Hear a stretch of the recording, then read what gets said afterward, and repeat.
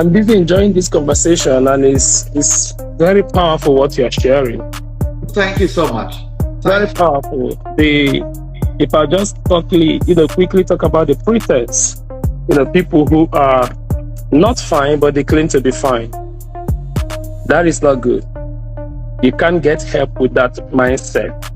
So let me start by saying thank you for all that you do, bringing, engaging relevant, topical issues.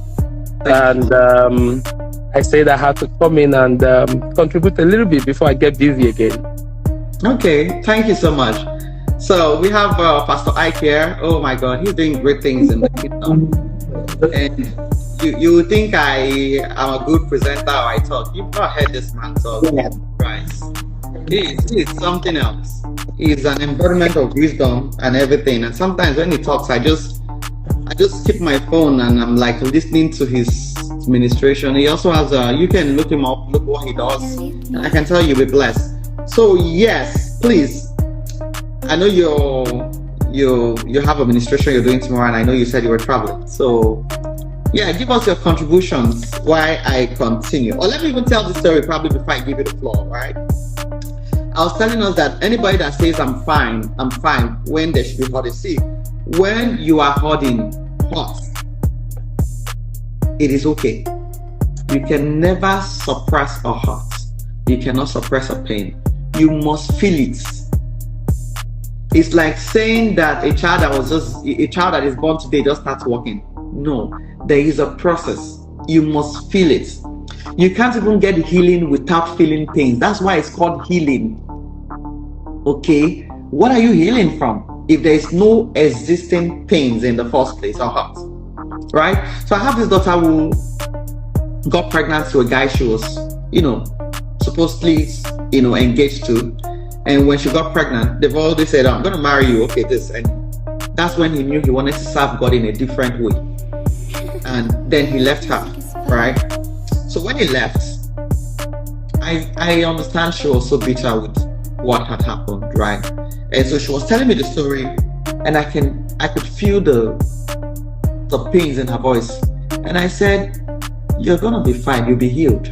She said, no, Mama, I'm fine. Oh. I'm not pain. No, I'm fine. I'm not hurting. I laughed. Anytime somebody who is supposed to be hurting from something tells you they are fine, they're lying to you. They're suppressing it. They have grown beyond being just angry about a thing. It has gone into bitterness. Remember I told you guys that bitterness sinks. It settles. Okay? So it's no more in the face of anger, which you can even take care of. Now it's intervention because it's not bitterness. So anytime, if you break my heart, I'm supposed to be angry, I'm supposed to be hot.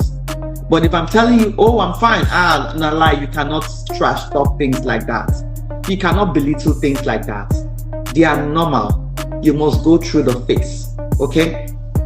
So, things like that breed bitterness. People don't even understand that they are slipping out of anger and slipping into bitterness because they are trying to downplay something.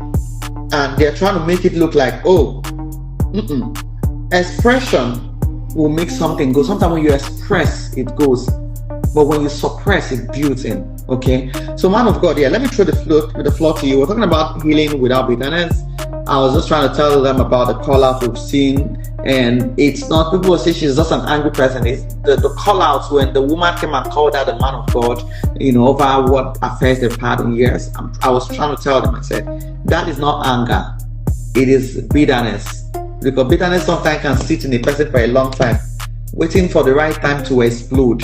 And when you see the explosion, you say, yeah, it's anger. It's bitterness. If it's anger, it short term. As they say, okay, don't do. You don't want them people have not called and said it's okay. No, because it's bitterness. Before you quench bitterness, it's a long thing. You understand? That's why with monies involved, with people coming to the situation, she's still hitting hard. So please, in your this thing, tell us how people can heal, without bitterness, and contribute to the topic, please. People will have to evaluate the side effects, whether it's psychological, whether it's emotional, whether it's even medical side effects, because you are going so deep. You are graduating from anger to something far, far more dangerous than anger. Let me put it this way. If anger will not hurt you, bitterness will hurt you. if anger do not have any medical side effects, bitterness might have. And it's been scientifically proven of people coming down with cancer and situations like that, because what is bitterness? Bitterness appears to be, to me, bitterness appears to be untreated anger. Yes. Or ignored anger, or anger that has lingered, like the thing just keeps lingering and lingering and lingering and lingering, and it gets yourself to the point that you keep wondering, what did I do to myself? So how do we fix it? There is a basic, I want to go basic, because we live in a world where people just want to sound hyper intelligent and they make a mess of everything. So I'm not into that game of trying to sound impressive or hyper intelligent. I like to go basic. There is a basic ABC principle. They even use it to explain the need of maybe opening your life up, to God, right? And what is the A there? Admit you have a problem. So if people want to fix this bitterness situation, you have to learn to look at yourself in the mirror and admit, I'm crossing the line. If you don't admit it, you know what you're talking about in your story is denial. And unfortunately, people live in denial. Oh, no, I'm fine. How are you? I'm fine. We must learn to intelligently answer the question, how are you? Exactly. The answer to the question, how are you, must not be, I'm fine. How are you really? How are you really? Don't tell me you are fine when you are not fine. Don't tell me you are fine when you are dying. Don't tell me you are fine when you are fine. I know they are not fine. As when a person is feeling not fine, it shows. Yes. I don't look at your lips when you talk. I look at the soul. I look at you. I can see you are not fine. They say there are different kinds of communication. There is also non-verbal communication, right? But I think the way God designed us is such that we really cannot hide something no matter how we try. Something we give it out. Your eyes, you see this, your eyes. A sensitive person can look at the eyes of the husband or the wife. If you are sensitive, something will give it out. Because you are wired in a way that whatever you are internally expresses that externally.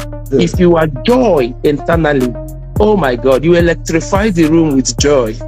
If you are bitter internally, nobody wants to be around you, because you become a contaminant. You contaminate everywhere with your bitterness. So we cannot masquerade things very efficiently. We are not wired like that. Okay, so the thing is, don't deny, like in your story, the people trying to deny. No, don't deny. Accept you have a problem. Fixing a problem starts by accepting, this is not who I used to be. I was talking to a very brilliant person who said, I had to make a decision because I was losing myself. That was an honest response. I didn't make a decision because this or that or the other one happened. I have dealt with whatever it is that wanted to happen in the time past. But those things that happened in the time past didn't bring me to a point of decision.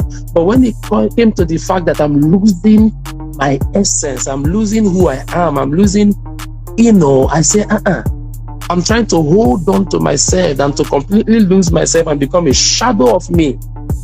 Do you know how far people can lose themselves? People lose themselves to the point that they become lunatic. Yes. Some of the people out there that are lunatic, Igbo people will say, "What can I hear? Man and things are happening." Some of the people who are lunatic as there, it's things, the issues of life drove them crazy. Do you know how thin the line is between sanity and insanity? Do you know how thin